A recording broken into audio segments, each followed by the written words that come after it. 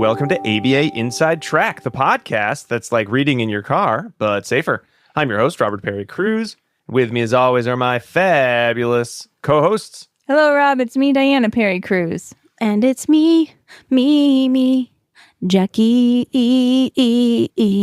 It's getting longer every time. It's going to be so long. It's going to go into like 30 minutes. And I'm like, You're going to sing this Star Spangled Banner in the middle of your name. That's awesome.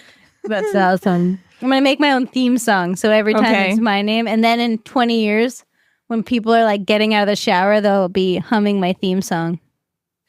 Just Go like for the it. Kit Kat theme song, like, give me a break, break me off a piece of that. Jackie Bar. That's creepy. But no, I mean, like, you knew that. And Oh, yeah. Sorry. That's I what thought we were making a new one. No, I'm going to make myself one. Okay. This isn't a podcast about where we put the Star Spangled Banner in our names. This is a podcast about behavior analysis and behavior analytic research, where every week we pick a topic and discuss relevant research articles. And this month, the topics are all around a theme, and that theme is supervision. Because it's Supervision September. We've got a supervision episode, we've got a supervision guest episode, and we've got a supervision book club all this month. And that's a supervision September.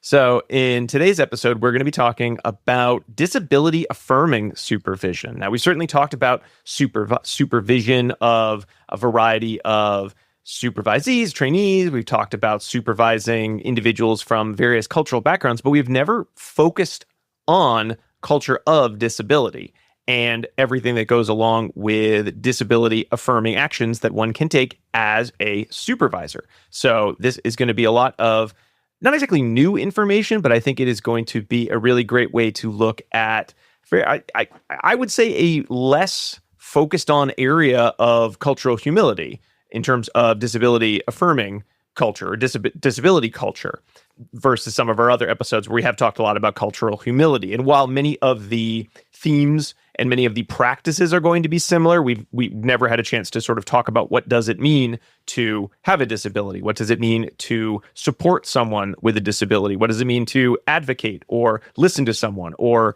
assist an individual with their advocating efforts with a disability? So I'm very excited. I know we're all very excited to discuss this topic at length. And we have 3 articles that we will be reviewing today. Diana, what articles are they? Oh, sure. Let me tell you what those articles are.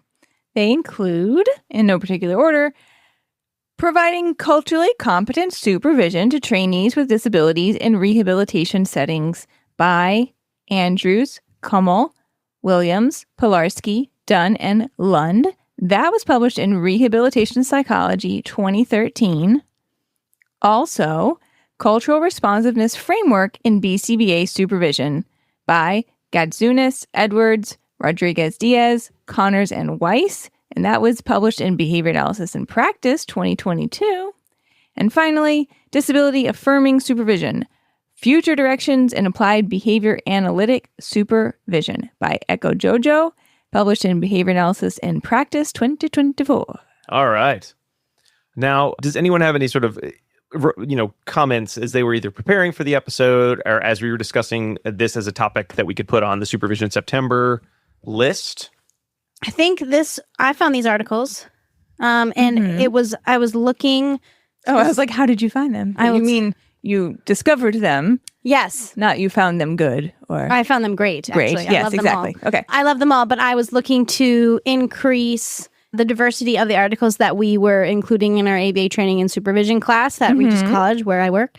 And I found one article. I found the one that Diana's going to review, the Echo Jojo, which is #1, the best name ever. Great. I thought you were going to say best article. Best article ever and great name. Yeah. And I found that article and I was like, I think that's something we really should talk about with supervision, because I know that many of the students that come through our program have disabilities. They have accommodations through the university, and I know that they experience a lot of hardships when they go out into their job and not having the same sort of accommodations or supports that they have at the university setting. Yep. And so I think this is a particularly important episode for supervisors to listen to try to be accommodating to everyone, right? And not just be like, oh, look, I'm so culturally responsive to the clients that I serve. Yeah. But what about the people that are working with your clients? Maybe you should extend the same branch to them. Yeah, and it's people might not always think about it in that sense. Like we work with people with disabilities, but disability is not siloed to one area of the social landscape, right? Disability is everywhere. And so we might be putting blinders on if we're only thinking like, well, only my clients have disabilities. Lots of people have disabilities, and those disabilities can be visible or invisible and affect people in a whole variety of ways.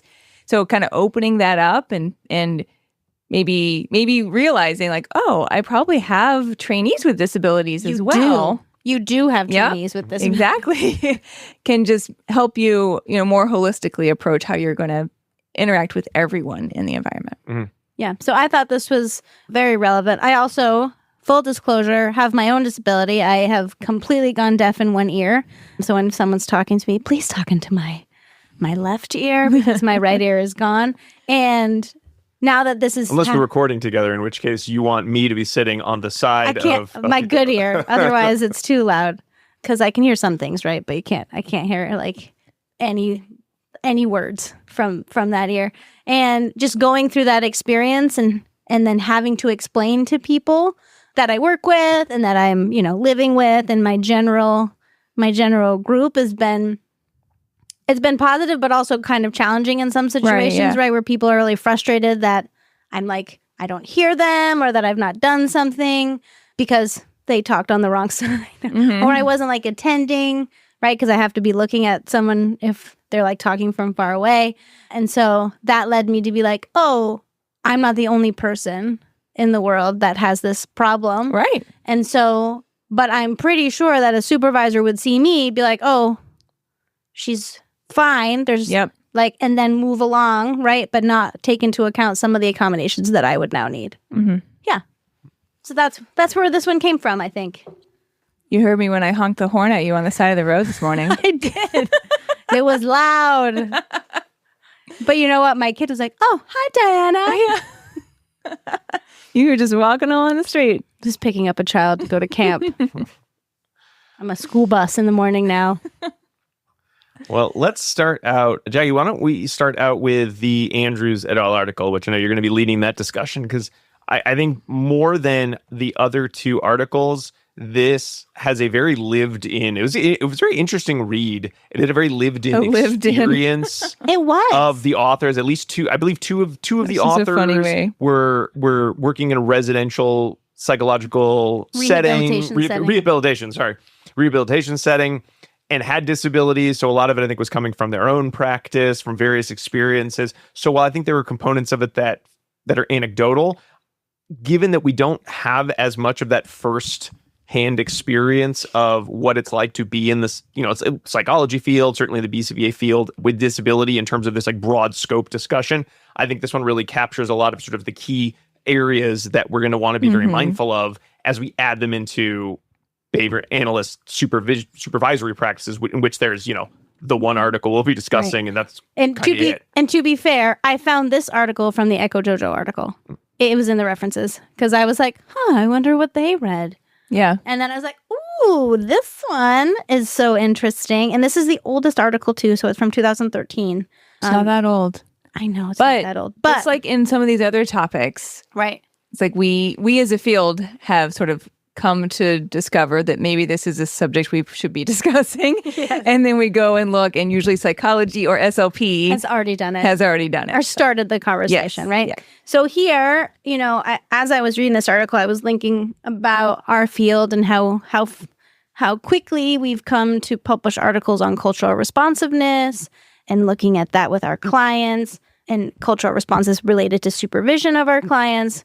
And so I was like, oh, this is really interesting because I don't know another article beside the one that we're going to talk later about supervising your supervisees or trainees that might have a disability, right? And the authors posit that it's actually the worst occurrence if your supervisor's not taking into account any type of the disability that a supervisee has and doesn't even provide any openness to talk about that, right? Because then the supervisee or trainee, let's say call them trainees, may feel alone, right? They might feel alienated. And so then they will end up leaving, right? And so not only is that important to do, but we're also legally and ethically bound to accommodate for disabilities, whether they're visible disabilities in the form of a hearing aid or a wheelchair or an invisible disability, right? Something that we can't necessarily see. And we should a learning disability. Like a learning disability, right? ADHD, we can't see that. Sometimes we can, but we have to we should be accounting as supervisors for the legal and ethical standards to not only make the environment accessible, like physically accessible, but also make it accessible due to the attitudes around with the people around us, right? And the authors posit that historically disability has been neglected as part of the human diversity experience, right? We'll talk about age, we'll talk about religion, we'll talk about, where we came from. But disability only now has started coming up within the addressing framework, but it's not one of the common variables that we focus on.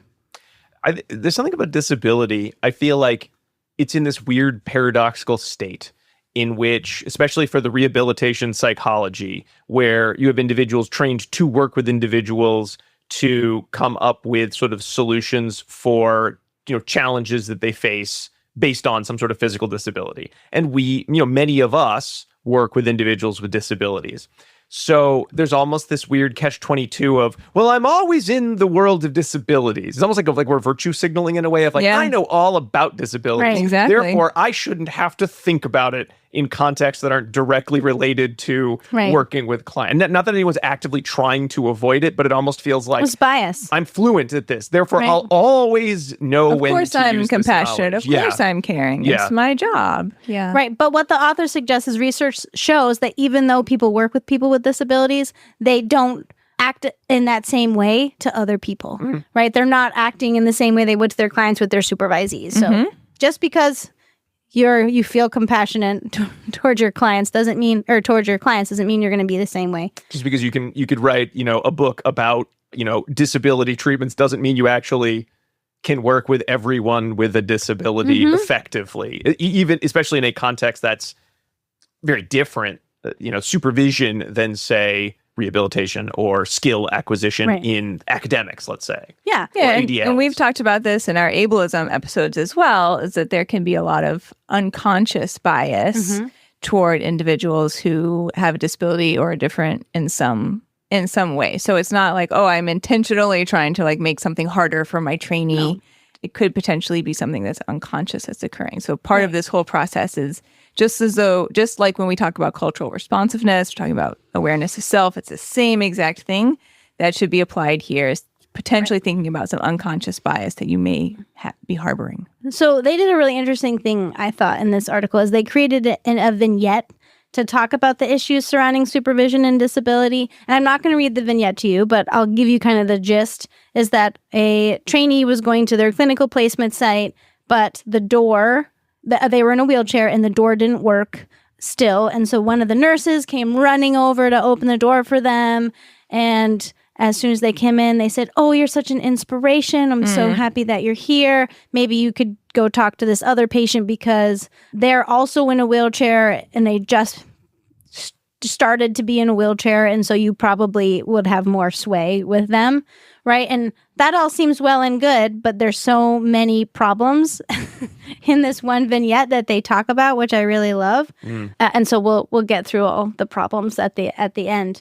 But they did focus, and I've seen this, is that ADA, the Americans with Disabilities Act, really only focuses on academic accommodations, right? So in the university setting, you can apply for some accommodations in the classroom, right? But they don't necessarily pan over into your job, right?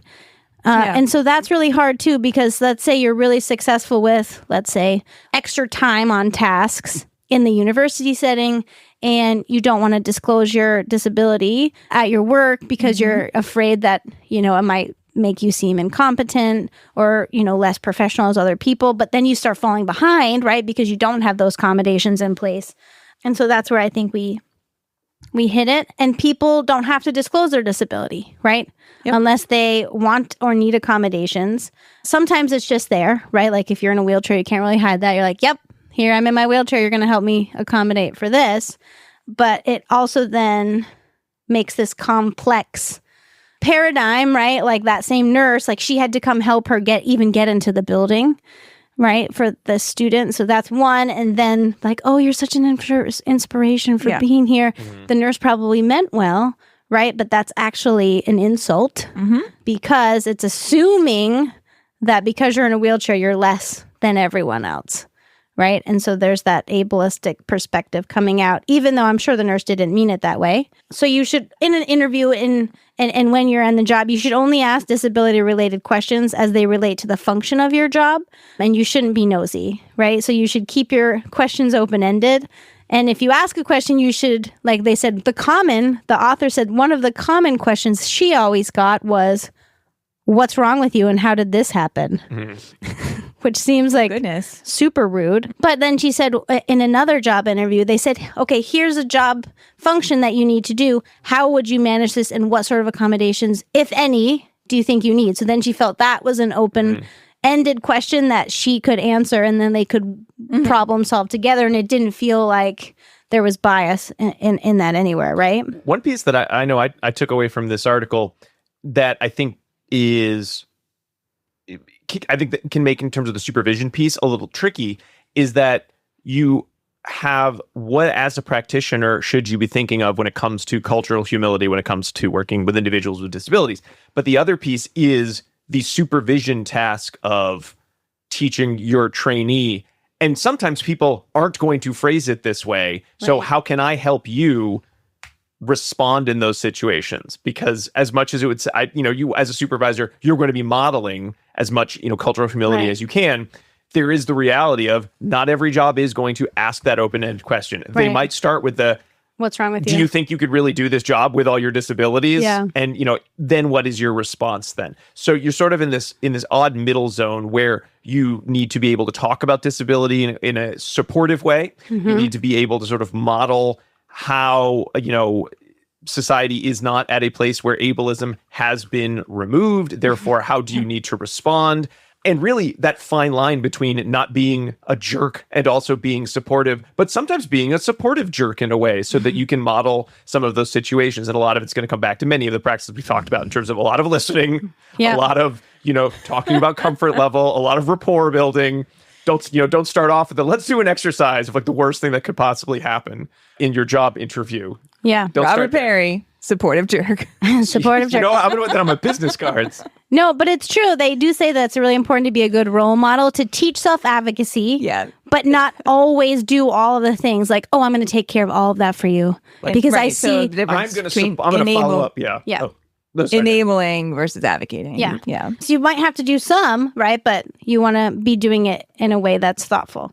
And so then the article kind of shifts gears a little bit and talks about disability culture, which I think is important, where disability is viewed as a cultural experience and not as a medical one. And this has really helped the disability community have a shared experience of pride instead of the shared experience of oppression by the normative culture. And so they said that it may be difficult for someone if they have a disability and they're on one of the four parts, right? That they're recognizing their disability, that they're accepting of their disability, right? She said the author suggests there's a journey from like, okay, you might be at like shame and embarrassment that you are different than other people, all the way to pride or somewhere in between. Yeah. And so as a supervisor, it might be important to have those types of conversations in not a like leading way, like, where are you on your journey? But right, have those discussions and know that it may be difficult for the person with a disability, the staff member, to then work with someone else that is at a different part of their journey, right? So like if you're very prideful of your disability and maybe your client has the same disability and they're not quite proud yet, right? That sometimes staff may try to force their views onto the client, be like, you should be proud, like blah, blah, blah. So, right, you have to accept everyone's journey. And so that might be part of the supervision component. And as the supervisor, you really are going to have to focus really hard on, I want to model where you are in your acceptance of your disability, where you are in terms of disability as culture. Mm-hmm.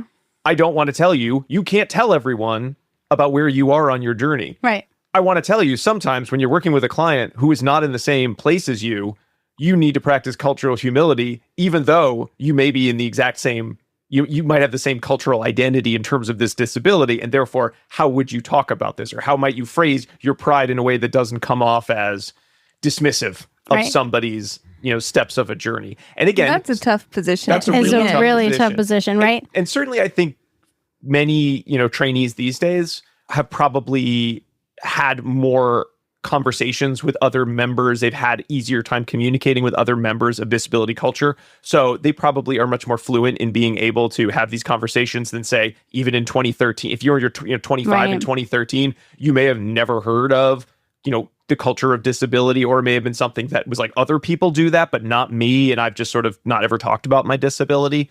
So I think there's probably been some growth there, but it also can't always be on our trainees to, well, I assume you've gone through this sea change of life experience and I'm old, so I'm not going to pay attention to it. I'll just assume you're good at it and move on. So it's really going to be a lot of listening. Where are people on their journey?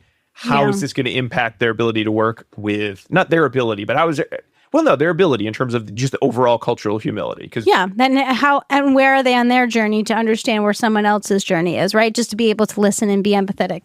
So really, you were going to be asking, right? And I love it that one author shared her experience of mobility assistance. So she was like, when I was in grad school, I didn't have mobility assistance at all. So I didn't feel like I needed it. I didn't want people to think that I was different, right? So she was like, I could hide it. But then when I went to my internship, it was much more demanding and I was scared to ask, but I found a group of like-minded individuals that also needed mobility assistance and worked with them and felt comfortable now, right, being part of this group. So then I was more confident in asking for assistance at my internship. And she said that mentorship was really huge in that moment. And so if you have a supervisee that, may have one part of the variable of diversity, it might be helpful to establish a mentorship groups to help them, right, discover their voice and feel more confident where they are. So then the last thing that they talk about is looking at attitudinal biases within organizations. Research supports that there's negative bias against people with disabilities. Even if you work with people with disabilities, right, there might be some sort of a savior complex. And one author in the study told the story that on her first day of internship, she was mistaken for a dazed and confused patient at the hospital because she went into the hospital, was a little bit late, couldn't find the room, and asked someone where the elevator for the staff was, and they reported her as a confused patient that needed to be helped by security, right? So looking at, can't even imagine how that was, right? I think that you're the first day on your job, you're trying not to make waves, you're trying to, and then you really did fit in, and then you didn't without meaning to. Now you've quote unquote caused a problem, even though it was based on the attitudinal biases. Have you ever asked someone or thought someone worked at a store and tried to ask them for help? Yes. Oh, yeah. Anyone in a red shirt or a blue shirt at Best Buy, don't just wear blue shirts at Best Buy. I don't work. I kind of like that, but in reverse. But in reverse, yeah. One time someone thought I was homeless and tried to give me money on the street. Oh, really? Yeah. It's because my jacket was really dirty and I just hadn't cleaned it. And I loved it. Remember it was that wool jacket and it was long and it had green buttons. Oh, yes. I do remember that. Of course. Yeah. It got real tattered at the end, but I did not want to get rid of it. So someone was like, you can find a different life. And they tried to give me a 50. And I was like, what's this for? And they're like, you can go to a shelter. I was like, I have a home. I just like this jacket. Okay. Get out of myself. Okay. So, there's that attitude where it's really hard to separate, right? Working with a client with disabilities versus working with your supervisee as disabilities. Some supervisors have been reported to infantile the supervisee, right? Because they're like, oh, you have this disability. I'm going to have a lower expectation for you. I see you as less capable. I might try to give you help even though you haven't asked for help. Or you might see the very opposite where you're like, oh my gosh, look at you overcoming all of these obstacles. And you are Every just, day is like watching an inspiring Right? movie, Yeah, like right. I Am Sam or whatever. the author Wow. said that sometimes you see these overly positive lights and they say under this conditions, this is taken directly from the article. It's impossible to know if one is really doing a good job or if one is simply being told this because of the presence of a disability and the resulting low expectation. This is reflected in language such as, despite his disability, he went to graduate school. Yeah, that is infuriating. Right? I hate that. And those, I think I've said this on another episode too, but those stories like that, people call them inspiration porn. Mm-hmm. Yeah. Because they make you feel good for watching them, but they don't make the person feel good for having that have been their experience. 'Cause Right. It's like taking it away from them, taking the pride that they could have in whatever was that's Right. done is like flipped, and it makes them feel bad. So one rule of thumb that they suggest as a supervisor is if you want to say these things, I like this. replace another disability variable and see if it sounds good. Like, you do such a great job that Well, not a you're- disability. No, it's another variable. Another variable. Another variable. You said Diversity. disability Oh, sorry. variable. I meant The story was going to go really bad. Yeah, another diversity yeah. variable. You do such a great job that I almost forgot that you're a woman. That Right. doesn't seem so flattering. So, like, maybe you shouldn't say that for other variables of diversity. And one thing that I think the key take home, if you can't read this article, there are 2 tables in this article. Like, if you're like, I don't have time, but I want to know more, they have a table about the core values of disability culture. And they really help. Like, this is a very short way that supervisors can look to see. So one of is like use of disability humor. The authors say that if someone has a disability, they may use that disability humor to make people feel more comfortable in the situation, but then also may use it to an extreme to hide some of the things that they need. They have an appreciation of human diversity and an acceptance of human vulnerability, interdependence as a natural part of life. They have skill in managing multiple problem system technology and assistance. They have shared language and evolving systems and a collective social political worldview, right? And so that's important to know. These are the core values of disability culture. So if you can't read anything else, read table 4, but then also go back to table 3 because they give a really nice summary of recommendations for supervisors of trainees with disabilities. It's like, so I'm going to pull it up because when I put it in here, I made it so little and I can't read it. So I'm going to make it big, and I just want to highlight some things in it because it's, I think, one of my favorite. It's a great table. It's a really, I got it up here right now. Do you want me to? I got it. Okay.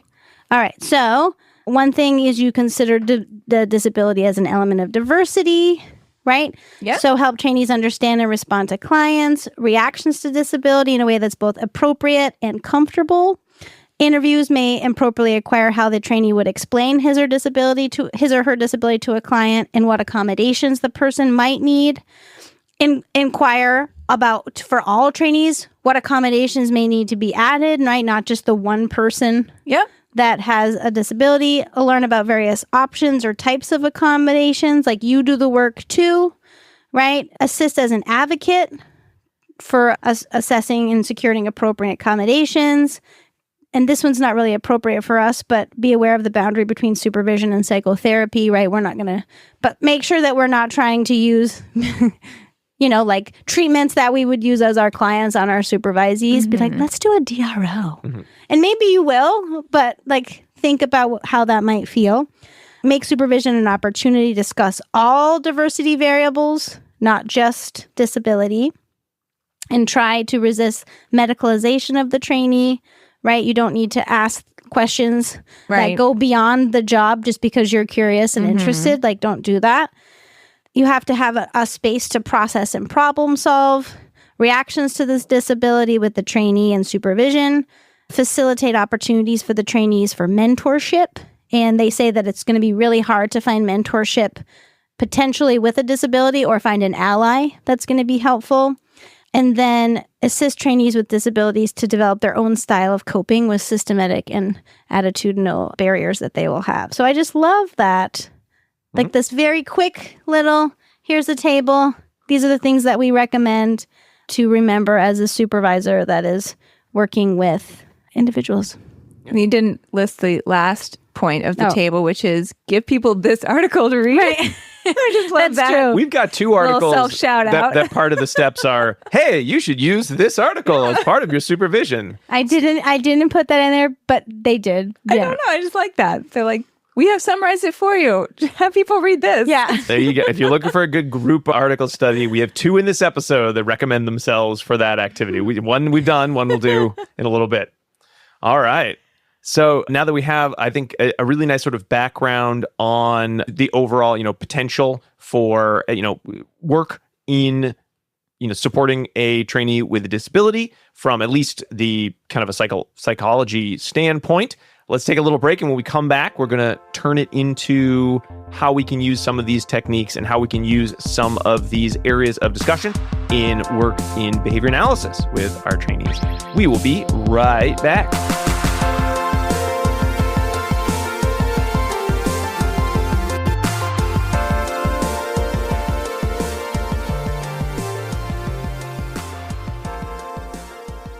Hi. Do you want to be a BCBA? Also known as a board certified behavior analyst? Sure, we all do. Now you can come to Regis College in Weston, Massachusetts to get your graduate degree, just minutes outside of Boston. Choose from any one of these courses. Masters of Science in Applied Behavior Analysis. Masters of Science in Special Education, dual degree in Special Ed and ABA. Or be eligible for your postmaster's certificate. You can complete your degree and be ready to sit for the exam in 2 years. And our 2022 graduates had a 92% pass rate on the BACB exam. Come enjoy approved fieldwork placements, ethics mini handbooks, PhD levels professors, small class sizes, and a service trip to Iceland if interested. And don't forget, our program is accredited by the Association of Behavior Analysis International, or ABAI, as a Tier 1 master's degree program. Don't delay. Supplies are limited. Learn more at regiscollege.edu. Again, that's www.regiscollege.edu. regiscollege.edu. One more time, www.regiscollege.edu. See you there. Bye.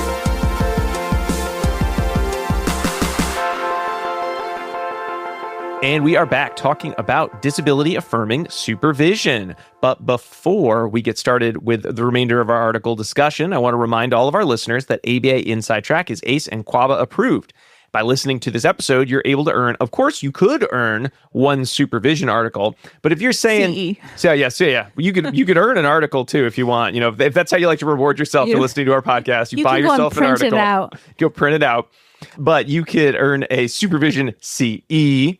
However, if you're saying, I don't want any supervision CEs, I got enough of those. Well, guess what? This is an episode that you could also get a cultural for QABA folks or ethics for BACB folks CE instead. You can't get them all. You can't say, I want to get cultural and ethics and supervision. No, pick one, but you can get any of those. So please, just you let us know there's a drop down form I believe we use for those. Actually, I forgot. No, that is untrue. No, that's not. How do we do it? I forgot. Well, I'm going to tell you. Okay. Your CE, you just order the CE and it will come to you and it will say on the spot where it says what type of CE it is, it will say cultural/ethics or supervision. And then it's from there, it's up to you when you upload it to whatever portal it is that you are using for your certification. You at that point in time will select what you're counting it for. Okay, that's good. Good. It's good. Good reminder. Do not email me. It's been a while since we had to talk about that. All right, there we go. So, but to do that, though, you have to finish listening to the episode, go to our website, abainsidetrack.com, or click the link in your podcast player and put in some secret code words. And the first of those is mocha, MOCHA, mocha, like the coffee drink. I forget what makes it a mocha. Is it a chocolate? Yes, it's a chocolate coffee. Chocolate coffee. Or if you're British, you can say mocha. Mocha. All right. So let's continue on. We're talking about disability affirming supervision. We sort of talked about it more generally in the supervisor-supervisee relationship, but let's bring it into the behavior analytic lens. Diana, you're going to lead our discussion about the Echo Jojo article. Yeah, so I got the luck of the draw here that I get to talk about this article. Jackie was jealous. Since it was my topic, but it's fine. I forgot who picked this topic, and for some reason I thought that Diana had chosen this article, so I figured Diana, and anyone could have changed it, but nobody did. I didn't change it because I only looked this morning. You got there last. I got there last, so that's fair. Sorry, I but need to do things more in a timely manner. well, the Andrews article is really good, but this article is bringing it forward a decade and then also applying it directly to BACB supervisees and trainees. And it was high time that this happened. So this is just a great article, and I encourage everyone to go check it out. If you are a BCBA, then you can access it through the BACB portal because it is published in Behavior Analysis in Practice. And it covers a lot of the same beats. I will not lie. It covers a lot of the same beats that the Andrews article does. But so if you had to pick one, just like go straight to this one and know that it is pulling back references to the Andrews one previously. So some of what's covered here is like a little bit of the same structure as the Andrews article, but our author here, she just brings it around to specifics related to the BCBA. So I will tell you what it entails. She does start out with talking about the definitions of disability, which we haven't necessarily covered in this level of detail that she provides to us here. So it's a good place to find a definition of disability. And she talks about it being an visible or invisible disability, like we said. So it could be something that when you first see the person, you immediately know, like Jackie said, like a physical disability. Maybe they use a cane or have a hearing aid or use a wheelchair. But it could also be an invisible disability. Again, we've reviewed a couple of those. Maybe someone has dyslexia or auditory processing or ADHD or autism, etc. It could also be a chronic illness. It's not initially present, but can have sort of physically taxing toll on the person. Got that too. Welcome, everyone. Yeah. And then they talk about the 3 dimensions of disability. So someone could identify as disabled along any one of these and have this be kind of the area that's most impacted for them. So it could be general impairment, limitation to perform activities, or restricted participation in daily activities. Sometimes in disability culture or, like in social media spaces, people will talk about how many spoons they have. You guys heard the spoon theory, right? Yeah. I use it. Yeah. So the idea there is that one has a certain number of spoons available to them for the day, and the spoons equate to energy that you have to devote to doing certain tasks. And once you run out of spoons, you're kind of done for the day. That's all you really had to give out. And different activities could take a different number of spoons, meaning different amount of energy is needed to do those things. And that's going to vary person to person. So for some people, something that's, physically taxing, like trying to navigate a space that's not made for someone who has a physical disability, that could take all of your spoons for the day. And then for someone else doing a really heavily social activity where maybe they have to mask a lot, that could be an activity that takes a lot of your spoons for the day. So different people have different numbers of spoons. Each day to day, you might have different number of spoons, and then different activities could take a different number of spoons. So that's the spoon theory. And these different dimensions of disability I just described could kind of like, you could map the spoon theory onto that too, right? So for someone, certain types of activities may be really challenging for them to participate in, and so those could take more of their spoons to just kind of map it on. They talk about how people with disabilities may experience bias and stigma and discrimination in the workplace, and that's why it's really important for us, if we are in the supervisory role, to recognize, A, that we very much most likely do have trainees or supervisees who have a disability. We should recognize that, and then also recognize that those biases don't stop at the workplace door. It's possible that they may start at the workplace door. So this is definitely an area where people with disabilities may be experiencing discrimination. They may not feel like they have allies there. They may be worried or, feel challenged to bring up what they need to succeed in that setting. And having a supervisor who can help provide a caring space for them and a supportive space could make the entire difference in how well they're able to operate in that space, how welcome they feel, and ultimately whether they can succeed in this field as their career, right? So you as a supervisor have a huge role here. Just like in the Andrews article, they talk about the legal and ethical components of ensuring that we're accommodating and supporting our trainees with disabilities.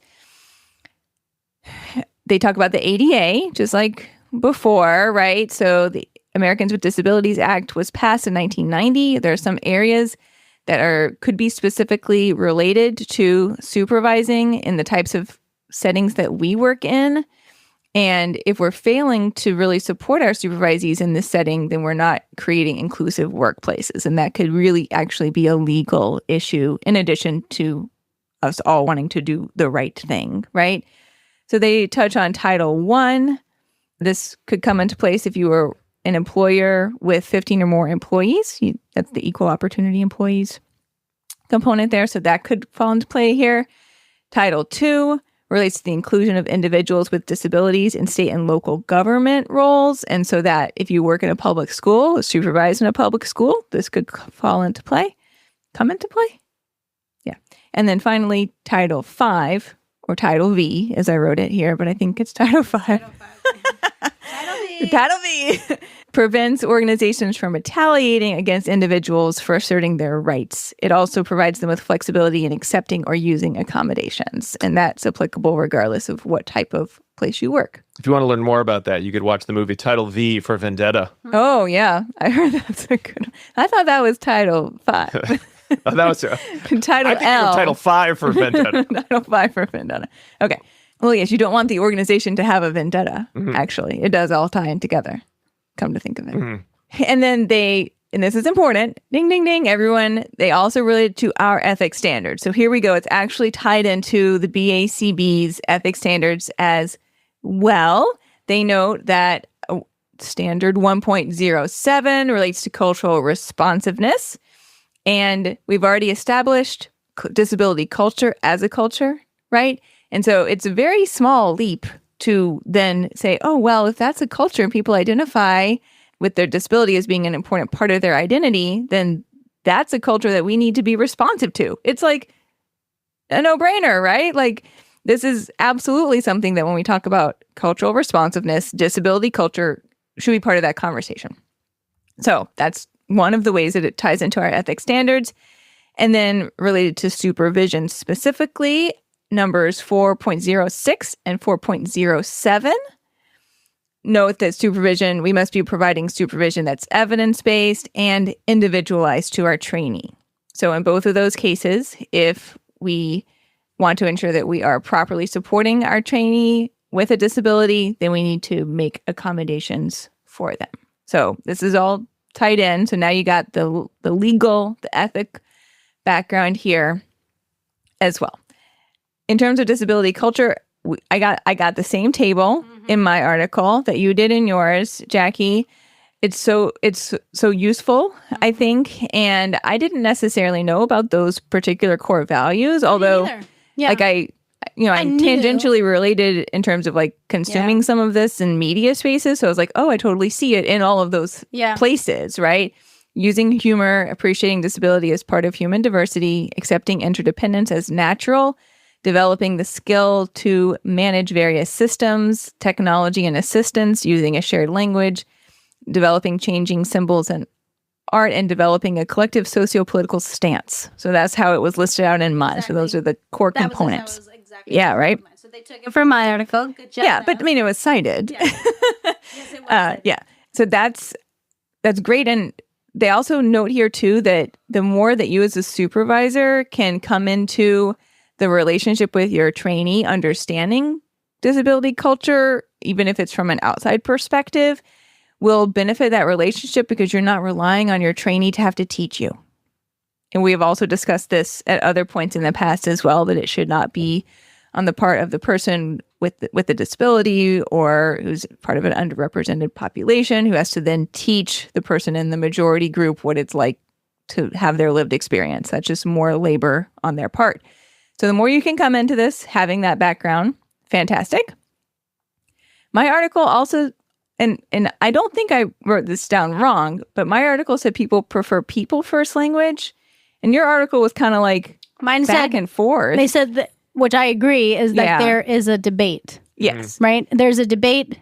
Recognize that there's a debate and ask. Yes. Because a lot of the people first language discussion came from the 70s and 80s in terms of trying to acknowledge that an individual is not just well, you have a disability, therefore that's the only thing that defines and is of value, not of value, the only thing that sort of defines what your life is going to be. So using people first, the thought was from the non-disabled community, well, this makes it clear that I think of you as a human being with many facets, one of which is a disability. However, over time that has changed because a lot of individuals, as disability culture and awareness has grown, has felt like, well, while I am a person, this is a defining factor of me, and I am proud of this being a huge part of who I am, and to put it after makes it less than. But not everyone's going to feel that way, so it is, I think, like you said, Jackie, acknowledge there's a debate, and I guess you would just ask the person. What do you want me? There's how would we phrase it? Now I know there's a real debate. Like, what terminology do you prefer? I'd love to hear more about it, or I'd love to hear more about your experience and sort of what language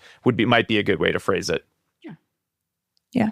No, too. What should I call you? Chances are, in having that conversation, someone will say, as a person with a disability or as a disabled person, and that can be your clue in as well. Rob, do you know what some people in the disability community call non-disabled people? I may, but what? TABS, which stands for temporarily able-bodied. Oh. Yeah. Truth.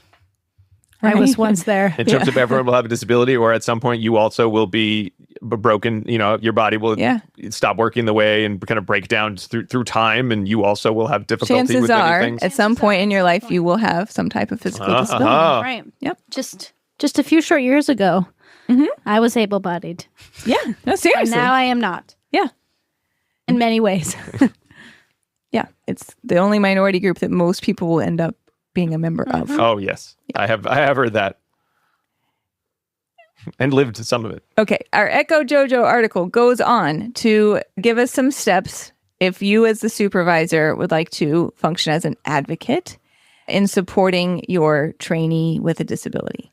Now, did I say, or maybe I skipped it, I'm not sure where I meant to say this, was that you also may not know if your trainee has a disability, because people do not have to disclose that, as you said, Jackie, and they may not initially do so, like during, I think I'm going to say this later, but anyway, during the training, an onboarding process, right? You're not necessarily going to bring up a disability because it could really single you out. It could make people treat you differently, et cetera. So people might be more likely to say, well, let me just see what I can accomplish in this setting without additional accommodations, which could end up being to their detriment if they did need those accommodations. But down the road, they may disclose it later. So anyway, it does not have to be disclosed. What you as the supervisor should do is try to create an open environment such that anyone can feel supported and get their needs met, whether they have told you or you have some slip of paper that says they have a disability or not, right? So like you said, Jackie, ask everybody, what do you need in this setting in order to succeed? Are there accommodations that would be helpful for you? Just have that be a blanket part of any conversation that you're having with your trainee, so that you are not being like, well, this trainee has a disability and therefore I'm going to be an advocate for them, right? Like that has that savior, what is it? I'm sorry. Savior complex? Savior complex component to it there as well. So that's not what we're shooting for here. The Lund et al. 2020 article is where this list came from, and I'm just going to tell you what these steps to be a supervisor advocate are. Number 1, acquiring competence in supervising trainees. So this could be via formal training in disability or seeking out resources yourself. Talking about how to address stigma and being aware of your own biases as well could be part of this number 1 first step. Number 2, review important resources such as APA webinars on supervision and disability. They give us some materials to review at the end of this article in the appendices as well. Number 3, follow up on requests for accommodations that were made from your supervisees. Number 4, be proactive in reminding colleagues or your organization that supervisors are responsible for accommodating requests. Number 5, speak out on disability bias in the workplace. And number 6, create disability affirming training environment. So that might be supporting the environment that exists, or actually being one of the people who's going to participate in making whatever materials are needed, right? So creating that type of environment, advocating for hiring people with disabilities, actually like participating in creation of cultural competence materials, etc., as they might relate to disability. So those were from the Lund article as reported in the Echo JoJo article, but they're really good suggestions. And then they go on to talk about accommodations and what that might mean. So accommodations could be different for everyone. So we didn't get a lot of like specifics necessarily here, which I wish we did, but that could be kind of like a future article, right? But with respect to accommodations, they said that, sorry, I have a quote here that I was going to read to us. So here's my quote. Such biases show a lack of understanding of the purpose of the accommodations. Biases about disability in the workplace. The purpose of the accommodation is to create an opportunity for the trainee to demonstrate their ability to learn, perform a skill, and develop within their role. Indeed, accommodations need only alter the means of completing a task, not the task itself. So sometimes I think this can get like a little complicated in people's understanding of, well, what do accommodations mean, right?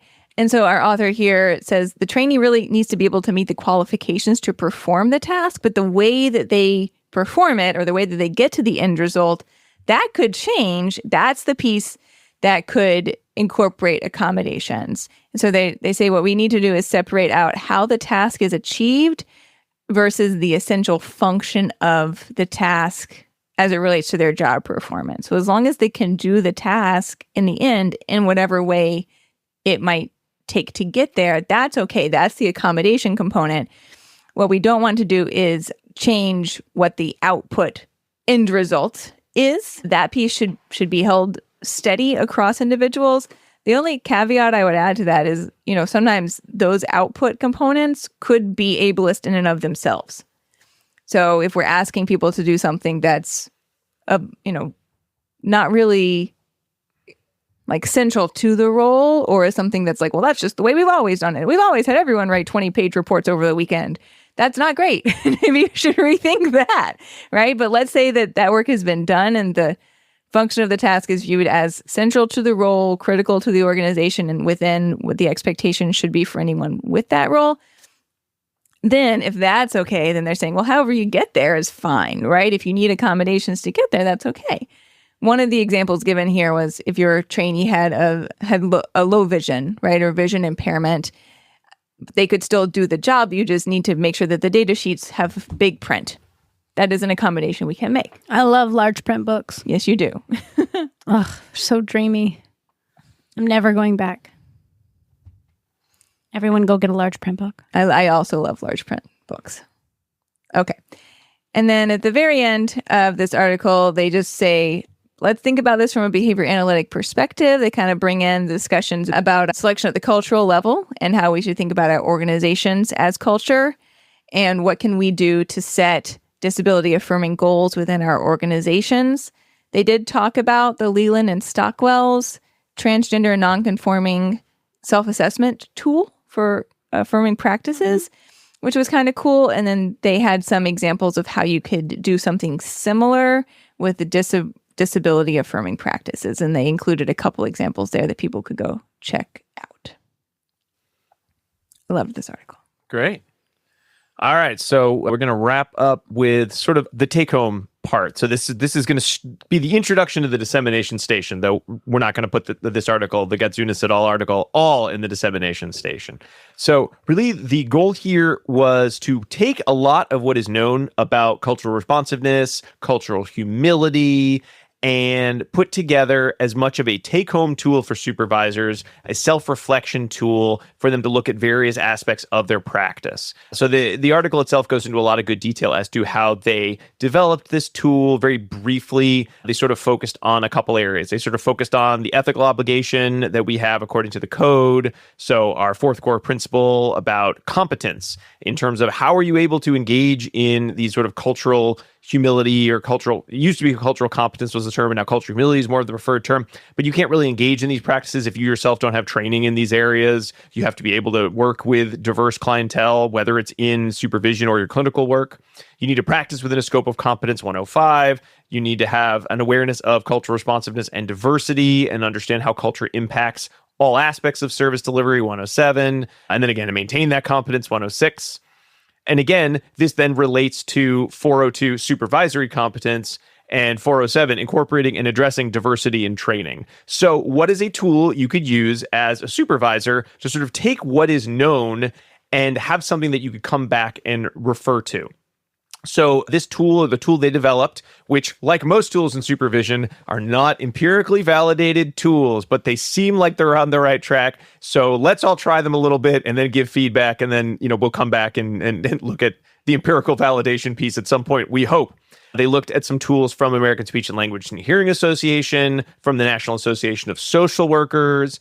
They pulled some of the supervision, monitoring, and evaluation form ideas from Turner et al. In 2016, some of the LeBlanc et al. Kind of cultural responsiveness tools from a 2020 article, like assessing your own place of privilege, engaging or perspective taking. So again, a lot of the statements around reflection or tasks around reflection, as well as the previously mentioned Leland and Stockwell 2019 self-assessment tool for creating safe and supportive environments for transgender and gender nonconforming individuals. So this isn't an amalgamation of like, we took all the tools and threw them in a blender, but it's more looking at a lot of the concepts and the big ideas from all of that work and sort of putting it into some further self-reflection steps. And one of the positives here is I really love the addition of a lot of examples and non-examples, because especially if you are new to supervision, and especially if you're new to cultural humility training and getting competence in culture, your competence in your cultural humility competence, then you probably need to have a little bit more guidance, because a lot of tools, we really loved talking about them, but it's something we've been doing for many years. If you're brand new to this, something that sort of lays out, this is what we're talking about in this self-reflection piece, this is what we'd be talking about, would give you a low score. I think that can be very helpful. So they put it together and developed the culturally responsive supervision self-assessment tool, which is to be used by supervisors to look at how well or not well you are using culturally responsive practices in supervision activities and in the areas where you're getting a 2 or less. So you score yourself a 0 to 4, with 4 being like almost all the time or all the time, and 0 being like, never heard of that, don't know what that is, or I'm really bad at it. You sort of, use that midpoint of a 2 of things that were scored around a 2 are the areas you want to be going to more trainings on. You want to be listening to more podcasts in that area, maybe from us, let's say. You want to be getting yourself a mentor in that area. And they look at 4 subdomains, and they give you examples and non-examples of lots of sort of sub-questions you would ask yourself in the process. There's supervision process questions, clinical care questions. We won't focus as much on those. Behavior of the supervisor at the start of the supervision process, and, very important, behavior of the supervisor throughout the supervision process.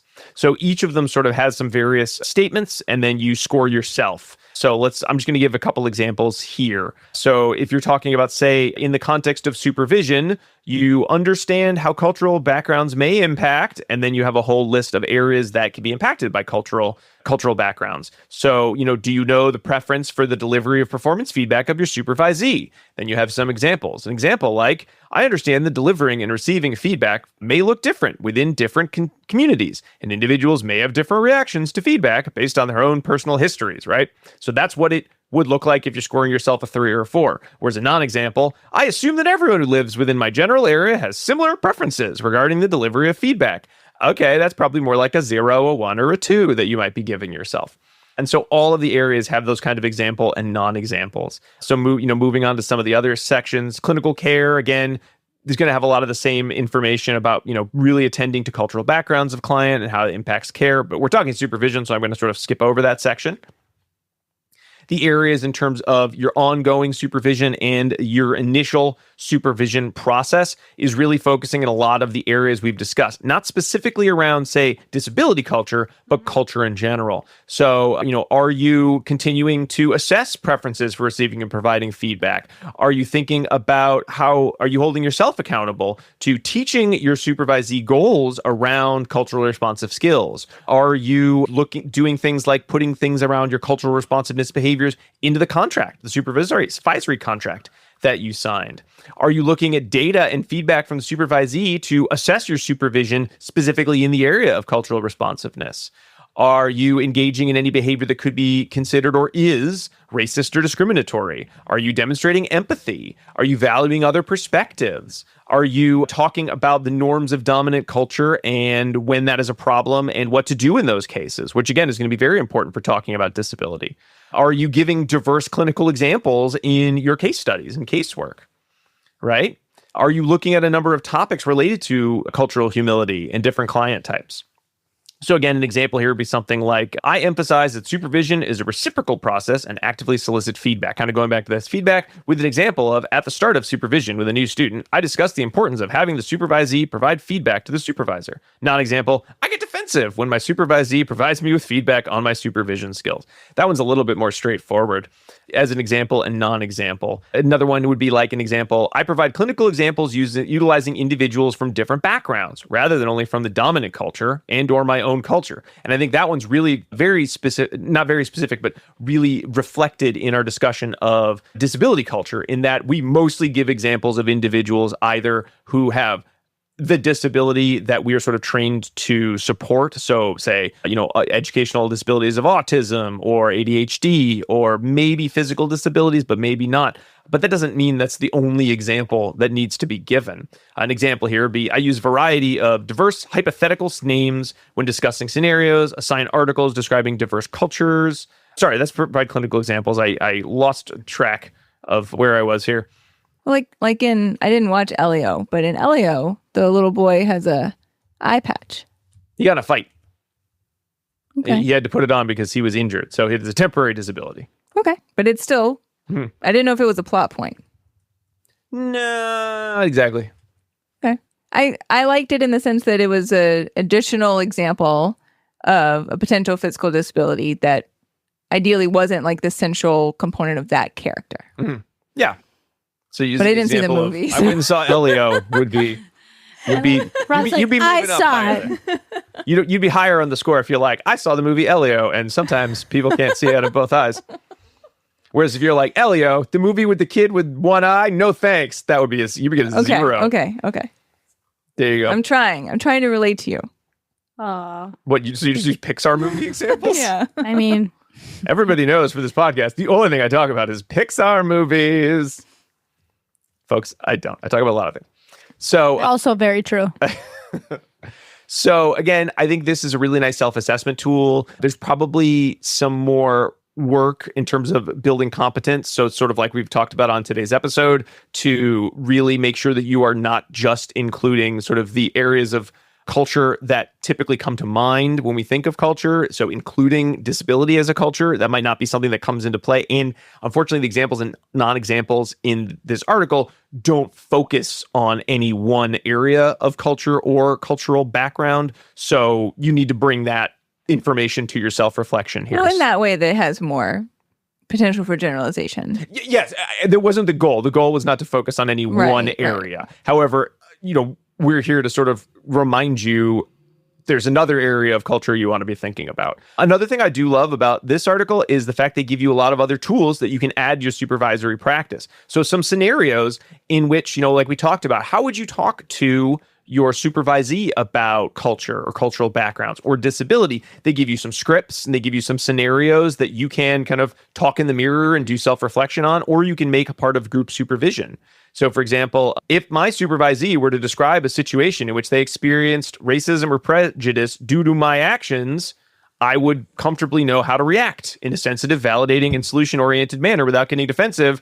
And then you don't just get to score yourself. Actually provide an example of a situation and how you would react. So here's a way that you can start thinking about how you as a supervisor would act, or you can make that a part of your supervisory activity. They have some self-reflective writing activities. They have some practice. They also recommend that, hey, perhaps you could use this article in discussing this tool in these areas as part of a group supervision or an individual supervision discussion. So now you have 2 articles to fill some of those group supervision meetings that you could be using to talk about cultural backgrounds in practice. Again, not empirically validated, though they did double surveys, one of their first edition, one of their second edition, and they were able to get a number of, they weren't able, sorry, that makes it sound like they pressured them. Try again. They got good feedback feedback from 16 different people of the different editions that were administered the tool and said that they would use it, or they're somewhat or very likely to use this tool in supervision. So face validity. You've got a lot of that here. So what I like to do as we move into dissemination station is put it all together. So we sort of talked about the overall experience. We talked about some steps to take. And now we have sort of a tool about cultural responsiveness, whether it's using this tool specifically or using other tools that we've discussed in the past, or in terms of, extending on some of these activities. What would be some take-home areas that we could add? We can put all of the discussion together, so, but focusing on the area of disability affirming supervision. For me, I'll take the easy one because I started the question, which would be, I think when you're looking through a tool like this cultural responsiveness self-reflection questionnaire, I would just go through it a few times and make sure at least one of those times when you're going through it, you think about it in the lens of, maybe ethnic background, then maybe go through it and think about it from a lens of maybe an age background, and then make sure, as you're going through the different lenses, also the lens of disability affirming care. Not so much because you always need to do that, but I think if it's something that is not a fluent skill, and for many of us, especially if we're from a dominant culture, it is not a fluent skill, it does allow you to sort of think about many of the individual nuances of culture. None of this is going to be foolproof, but it will allow you to sort of think about where are the areas where there is the most need for growth. Therefore, you can help develop your own action plan of, I definitely have very little information about these cultures or these backgrounds, so I'm going to make sure to make that a part of my professional development over the next 6 to 12 months. And then I'll do another self-assessment after that. So I think that would be a way to do it. If, again, you're very new to this process, thinking about different lenses of cultural background rather than just trying to think about everything at once, because my guess is you'll probably focus on the areas you have the most comfort with, and you may leave out ones that you don't think about as often. And then you're still going to be in the same boat that you would have been if you never thought about this for when you're working with a supervisee of, I never thought about that one, whoopsies. So take the time before you're in that situation where you're going to potentially break the rapport that you need to have to effectively supervise and model these behaviors. So that would be my thought. But Jackie and Diana, what do you think? I think just as we've had these discussions in other places about cultural responsiveness, it's kind of a breakdown between, in that case, cultural awareness of self, and then how you can then apply cultural responsiveness towards others. It's the same process here. So if you haven't ever thought about disability and how it might, if you have potential unconscious bias toward disability, you kind of have to start there before you're then going to be able to properly train and supervise your supervisee with a disability. So it's a lot to kind of cram into one episode. I also think that the varying types of accommodations for someone with a visible or physical or invisible or, maybe neurodiverse disability are really different. And so it's hard to blanketly state what one should do as the supervisee. So it's going to be an individualized approach, how you should most properly accommodate that individual person. However, I think as the approach, as the supervisor, in thinking about everyone has a different strengths, different weaknesses, potentially different learning approaches that most benefit them, and trying to diversify the way in which you train, teach, and have expectations for output for your trainees will greatly benefit all of them, whether they have a disability or not. And so that ties into the idea of your universal design for learning, or UDL, and you can look that up too. So giving people options, and do you want to watch this training as a video? Would you rather read the transcript? What if we acted it out together? What if I gave you some materials to take home and review, right? Any of those is a perfectly acceptable means to an end, which is this trainee now learns how to do this skill. And for someone having access to varying approaches or multiple approaches can function as an accommodation in and of itself, and they don't even have to disclose to you that this is an area, right, if they choose not to. So that is just one small piece of the takeaway, but this is such a big and important topic, it's kind of hard to summarize. Yeah. It's again more towards what are the general things that we have that you can now add these other layers if you haven't been doing that already. Jackie, anything else in particular you want to make sure we add in? knowing that we didn't cover it all. Yeah, familiar yourself with disability culture. I think that would be a huge take home. Do your work, right? Learn more about that. And I think just being aware is the first step. So you're not being that like, oh, you're such an inspiration for being here. I'm so proud of you, right? So taking that type of barrier out first and foremost would be really helpful. All right. So we have some tools here. We have some discussion points to begin with, but like we've been talking about, there's a lot more to cover and to learn. So hope you all found this to be a good, maybe not starting point, maybe starting point, a continuation point in your own self-reflection on your supervisory abilities in the area of cultural awareness, especially in the area of disability awareness. Let's move on to the last section of the show, pairings. It's time for pairings. Pairings is the part of the show where I tell you about other episodes you might want to check out if you liked this one. We've talked about variations on this topic a few times. Here are some examples. Episode 71, Cultural Competence with Dr. Solandi Forte. Episode 246, Trans-Affirming Care with Warner Leland. Episode 287, Compassionate Care Training for Supervisees with Girls' Day, Jackie and Diana. Remember that day? Girls' Day. Yeah. Episode 152, Ethics of Teaching Cultural Responsiveness. Episode 297, Ableism in Schools. And episode 305, Ableism in the Medical Model of Disability. Feel free to go back and check any of those out. And then I usually like to recommend a snack to go with the episode. I couldn't think of anything clever, so I just want to know what you had for breakfast, Jackie. Today, I had the same thing I have every single day. What was it? It is Greek yogurt, sadly plain, with blueberries, walnuts, a splash of honey, some kefir, and a banana. Oh, wow. So I had oats mixed with plain yogurt, almond milk, flaxseed, peanut butter. That's what you have every day. Yeah. And apple. Rob didn't have breakfast. There you go. Oh, no, I mean, we have a lot of bagels we're trying to use up. So I did have, you did? I had an everything bagel Oh, sorry. with some cream cheese. Yeah. Nom, nom, nom, nom. Yeah, you're right. Typically, I wouldn't have added anything, but I want to. I more than You're trying to... more than having a set diet for anything. I like to make sure all of the food is used up in a timely fashion. Okay, that's it. Thanks for listening to Pairings. Please enjoy. All right. Well, thank you all so much for listening to this episode of ABA Inside Track as we kick off Supervision September. We've got some more supervision episodes coming up, so make sure you are subscribed on Apple Podcasts, Spotify, or wherever you like to listen to podcasts. You can find us online at abainsidetrack.com, where you can find links to all of these articles, which you should definitely check on because you're going to want to have access to some of this information as you're continuing your supervision journey. You can also, go there to purchase CEs and see all our related episodes. You can join us on Patreon, patreon.com/ABA Inside Track to get all these episodes a week ahead of time, as well as to get discounts in the CE store. If you subscribe at the $5 and up level, you get access to our quarterly listener choice episodes with a video, with the video player component, as well as a free CE. And if you subscribe at the $10 and up level, you get our book clubs. We're going to have a supervision book club available to everyone, but we have 3 other book clubs that come out every single year. 3 come out just for our patrons, and then 3 are our previous year's episodes from last year for everybody. But for all of them, if you are a patron at the $10 and up level, you get those 2 CEs for listening to those episodes for free. So patreon.com/ABA Inside Track is the place to be.